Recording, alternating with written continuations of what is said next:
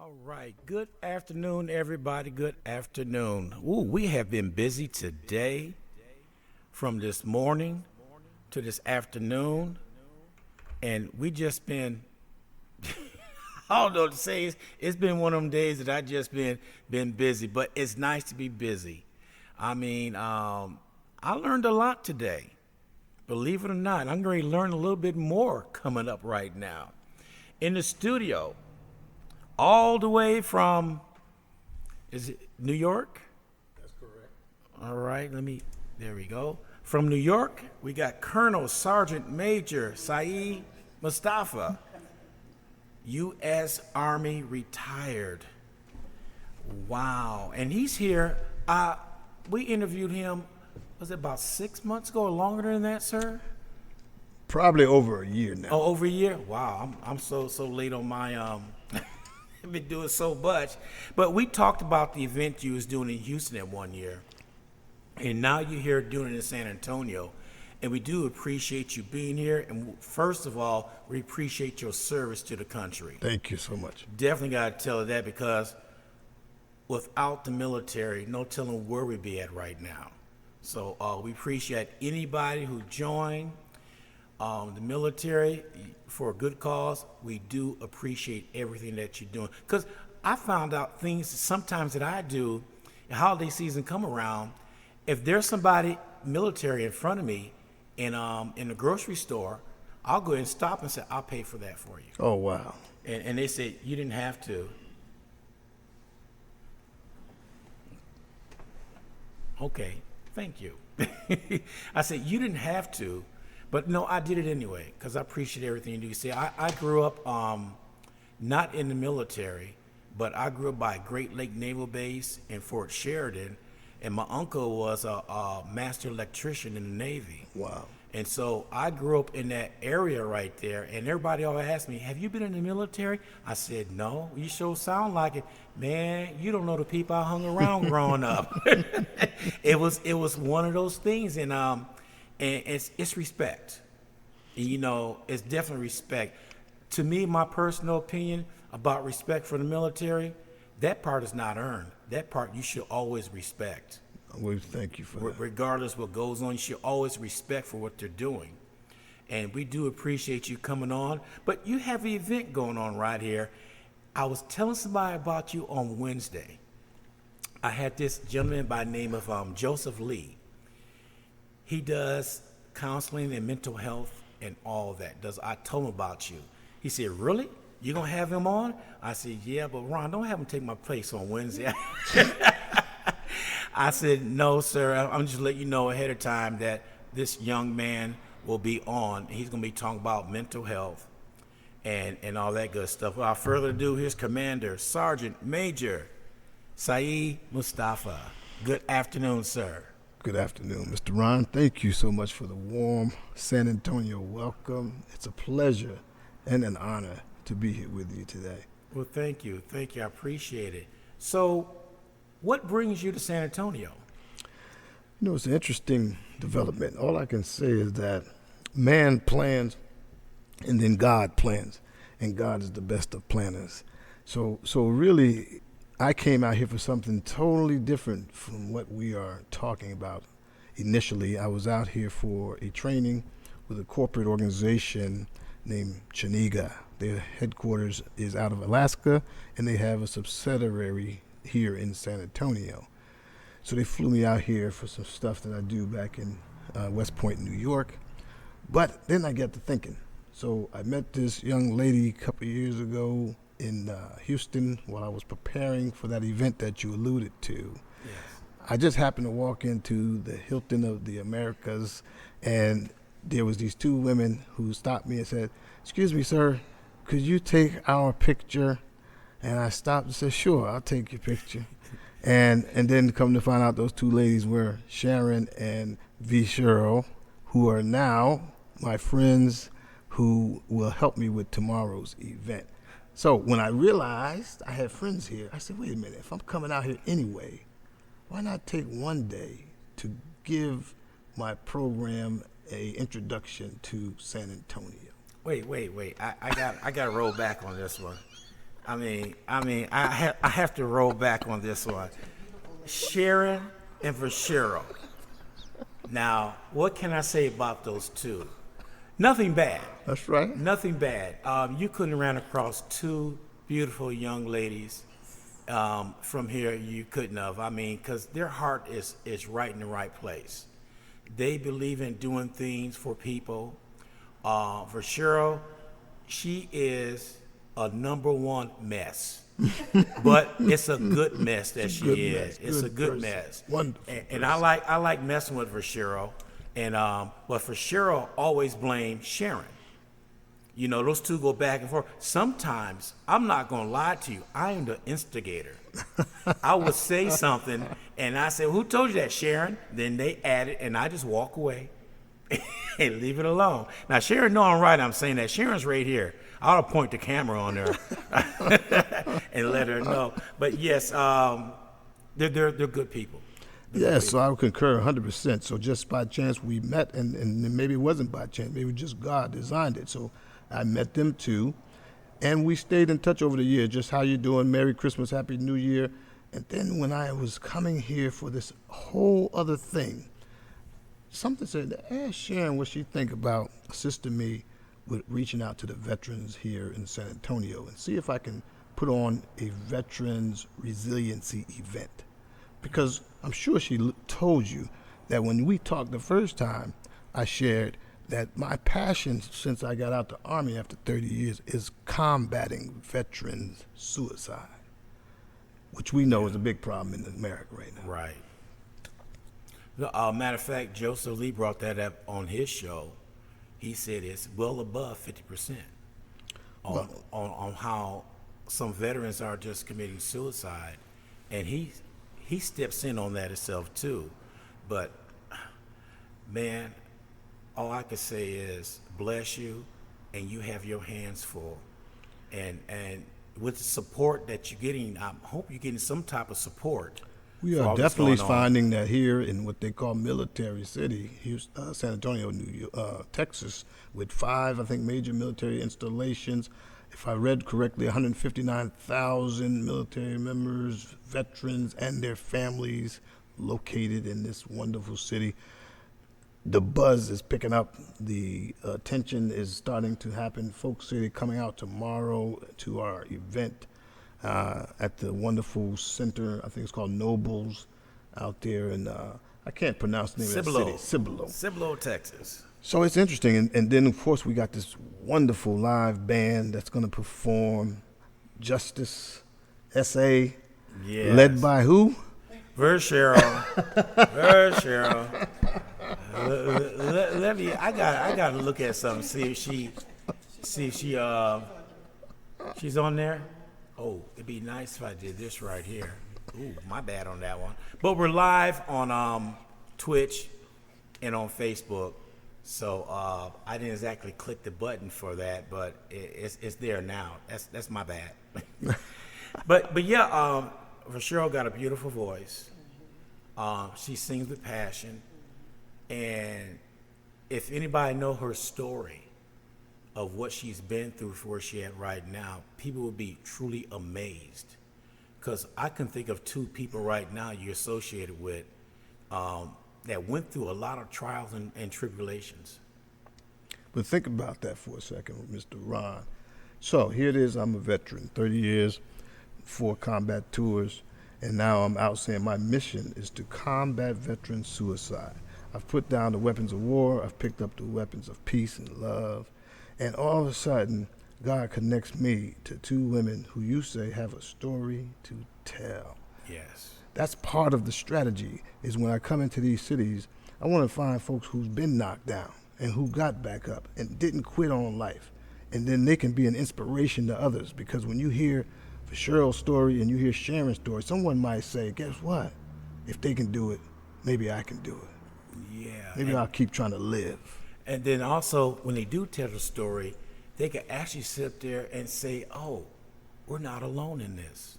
That's right. See, a lot of people think they had it bad to hear from somebody else.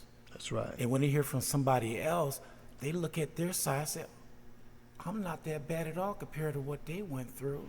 Exactly. And it takes a lot, to me, it takes a lot of guts for anybody to get in front of a camera, in front of a mic, and tell their story. Absolutely. It takes courage. And that's one of the things we want to promote is strength and hope. Takes strength, and we want the people to know that it's strong to ask for help, right? We talk about this mental challenge. If your leg is broke, you know that you have an injury. But sometimes when your mind is hurting, it's an invisible wound, and we don't know how to express that we need help. But it's strength when you go out there and say, I know I need help. Yeah. And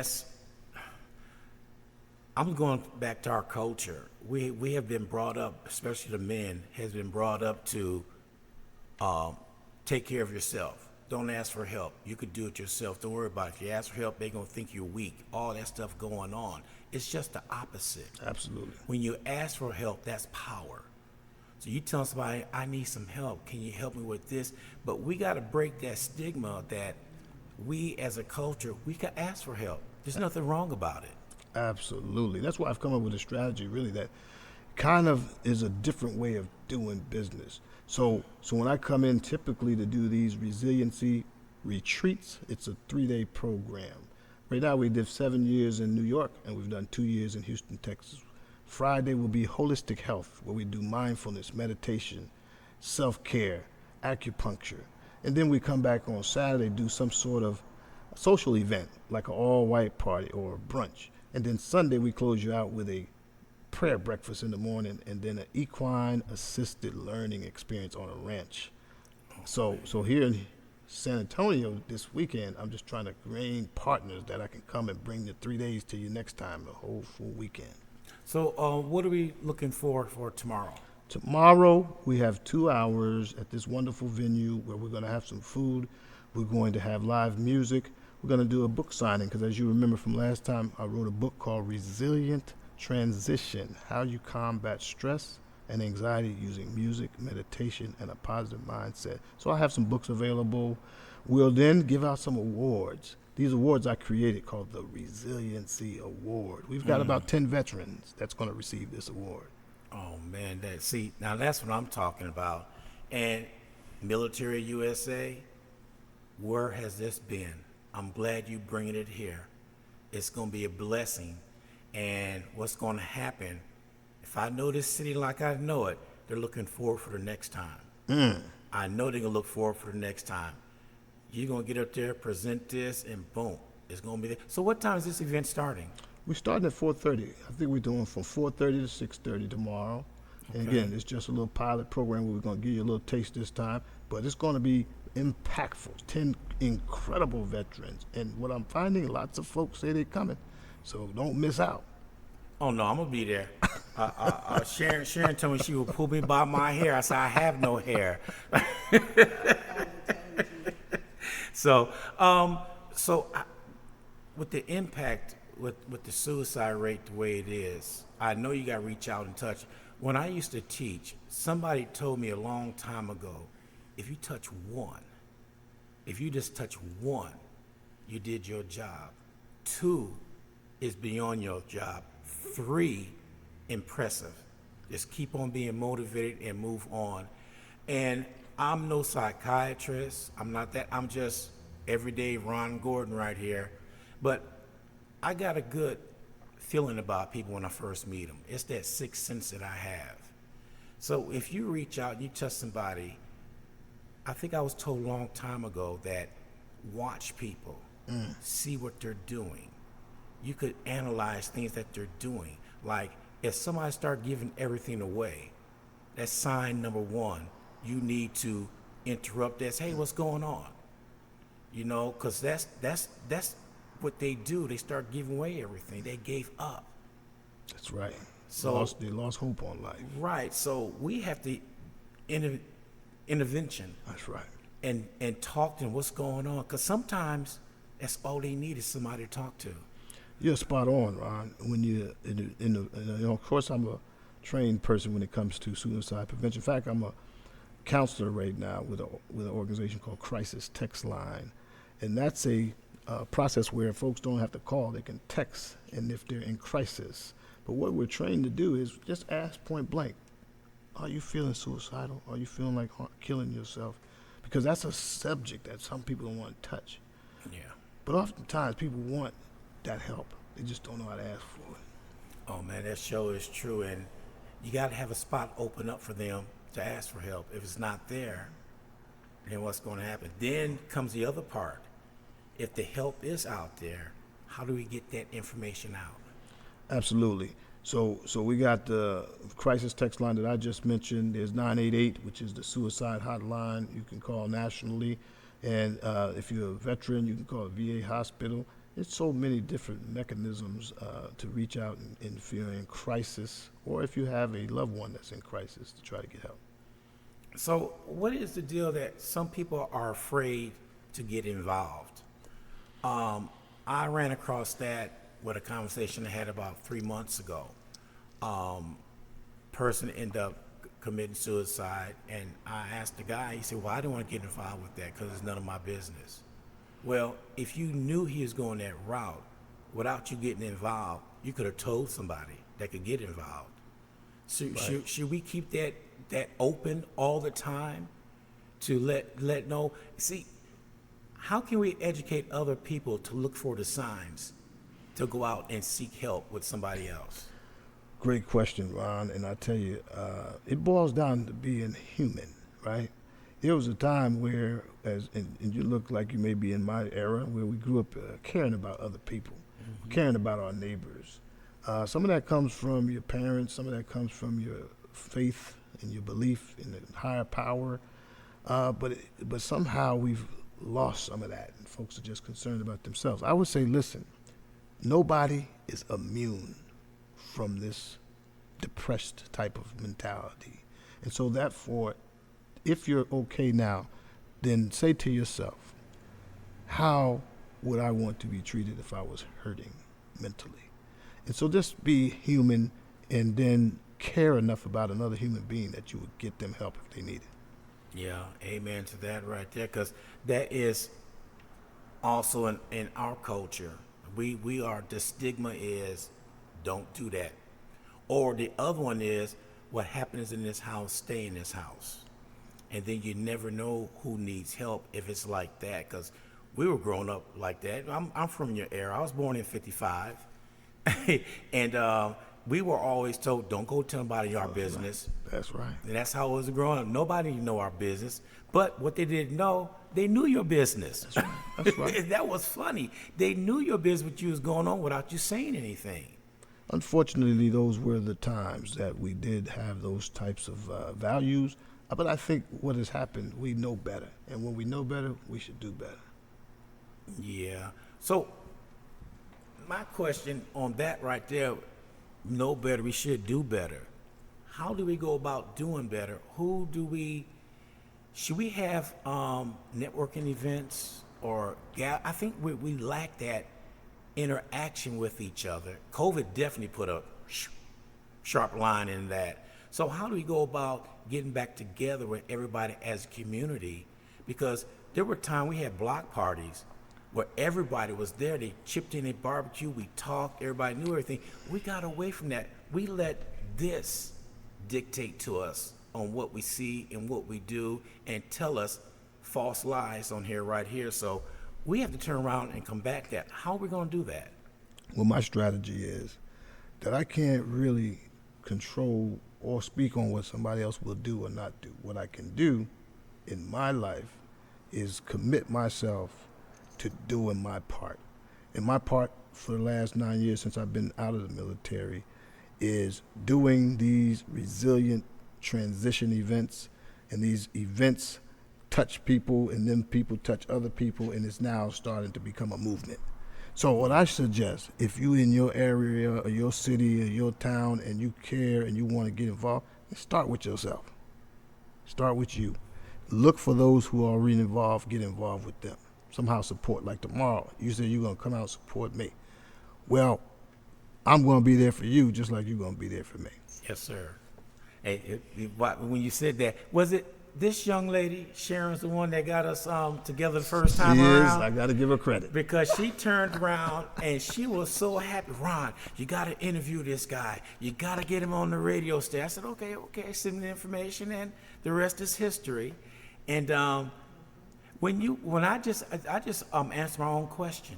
When you say, how do you get other people involved? Right there. Sharon versus Cheryl. They got involved. Didn't know you from the man on the moon. And that's what God Passing does. each other in a hotel lobby. Yep. And God does things like that. He makes sure he's got a plan. And the plan was to put y'all three together, and that's what happened. Wow. Ron, I'm going to tell you, you're touching a nerve right now, because it's taking me back to that day when I met them. And then to think that right now I'm sitting here with you two after that meeting where we just passing each other in a hotel and stopped for a second to take a picture. Oh, how did the picture turn out? It looked gorgeous. It looked beautiful.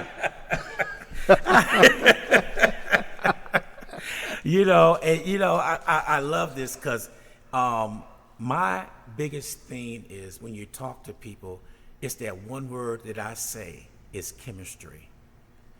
Chemistry will dictate how you react to person, how you going to talk to that person, how you feel comfortable with that person. I have been told from Miss Veronica Brooks, who's listening right now, I have been told for her that, which I don't see, you have a knack to make people relax and to talk to you and open up. And I said, I do? I wasn't even aware of it. I'm just being myself. She said, yes, Ron, that's your gift. That's your gift right there.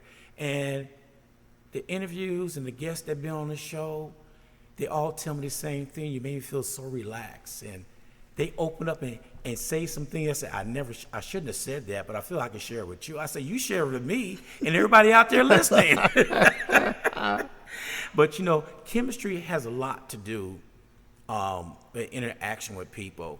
And if you could stop somebody from committing suicide, and sometimes people that you talk to, they get a bond with you. That chemistry comes along, and they feel they could talk to you about things.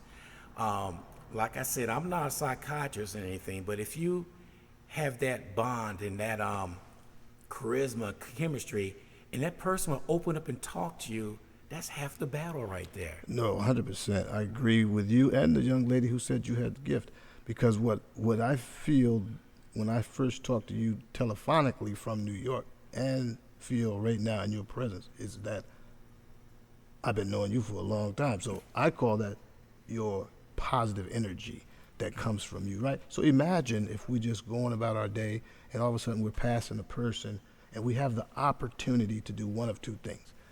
We can be kind and say something with kindness, or we can just keep it moving and not even be conscious that person's on the face of the earth. But that kindness could have stopped the person who was just about to go jump off a bridge.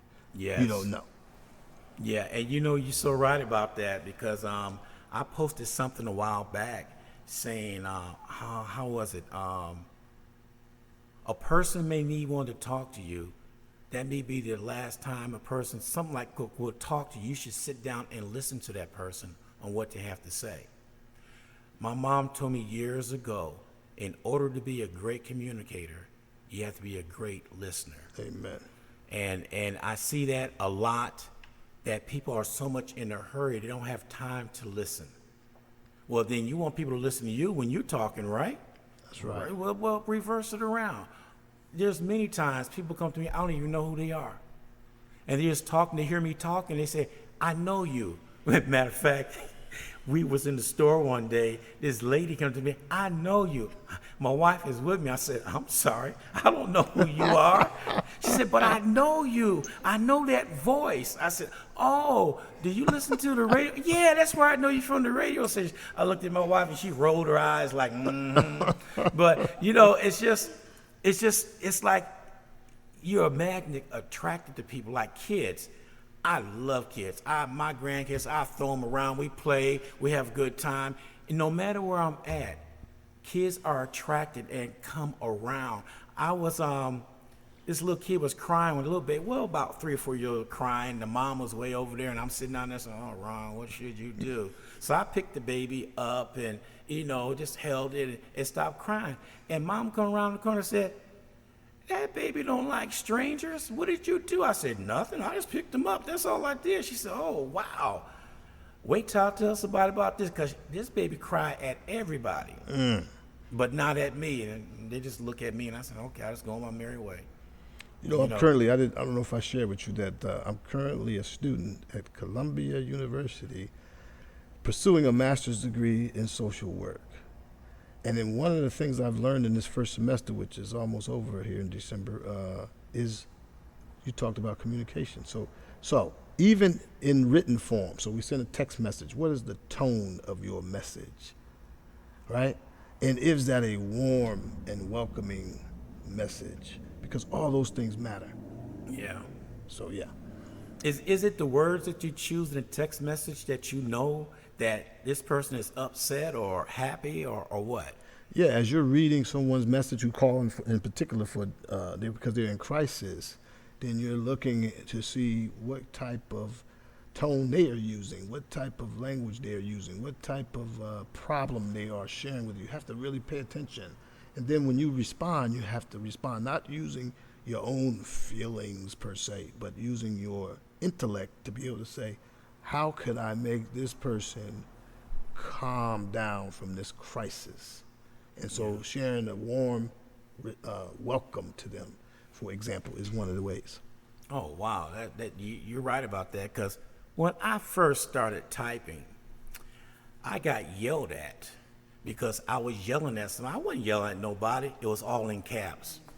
I didn't know that. Who knew? I did not know that, all in caps.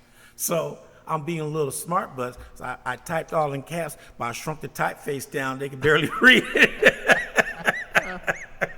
No, I think you dated yourself like myself. I know. You started getting texts, I didn't know what it was. Oh, man. And that's another thing, people, they do not want to progress. They want to stay right where they're at. They do not want to get on to whatever's going on now, the future. They stuck in the past. Okay, the past is fine. To me, one professor told me, he said, "Ron, I'm gonna tell you right now, years of wandering is years gathering experience." And I said, "What do you mean by that?" He said, "Well, when you have good experience, you put in your database, you're going to always use that. But if you have bad experience, you're going to put that in your database and not do that again." He says, so you're always wandering. Your whole life, you're wandering. But each time you're wandering, you're gathering new experience. It's what you're going to do with that experience is up to you. Absolutely. I think I say it a little differently. We're all on a journey. We on this journey called life, and until this journey is over, then we're going to do, like you said, gather a lot of experiences, some challenging, some exhilarating. At the same time, hopefully we do it with purpose and vigor. Yeah, purpose. You said a key word right there, purpose. What is our purpose? To each his own with their purpose. You will know what your purpose is. You know what your heart is guiding you to. And that's the key right there. Some people are just plain numb. We got so much tragedy in the world right now. Like, for instance, if there's shootings all the time, and you hear it all the time, you're going to go numb to that. Okay, just another shooting. That's all right. it is. That's But right. then that's somebody's brother, sister, mother, father was shot and killed. That's right.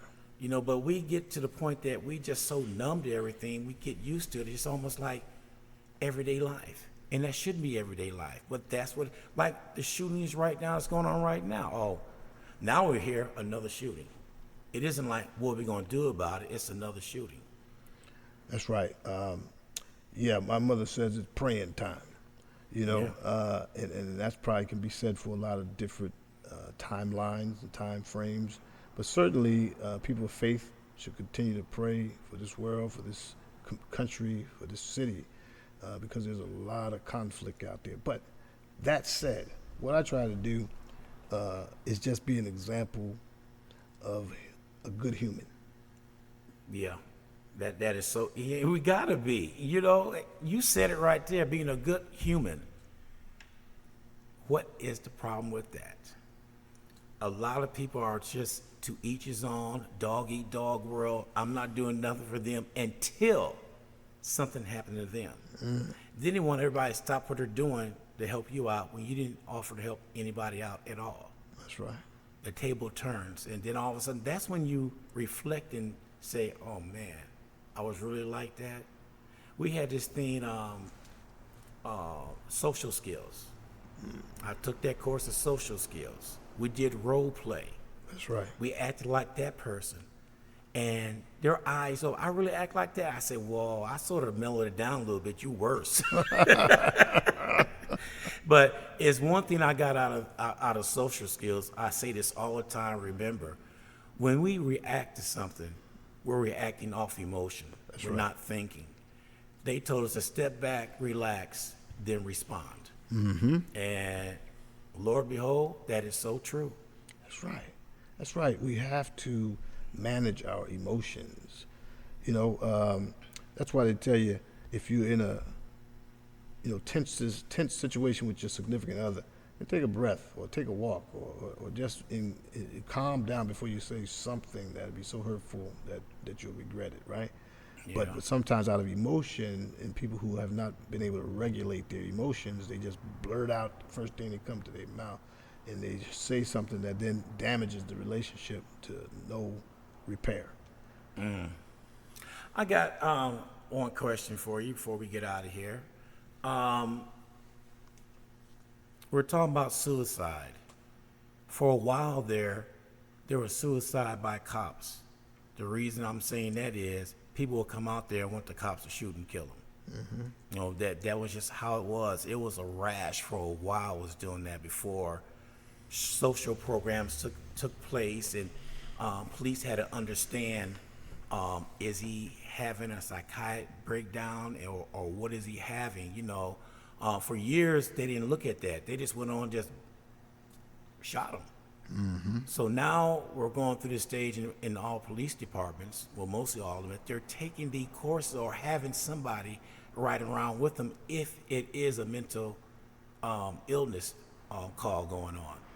Yeah, I think what's happened is, as a society, we've recognized that we got an epidemic when it comes to mental health problems. I talked to somebody in real life in Houston when we did our event there this year. We went out and visited a place called Camp Hope.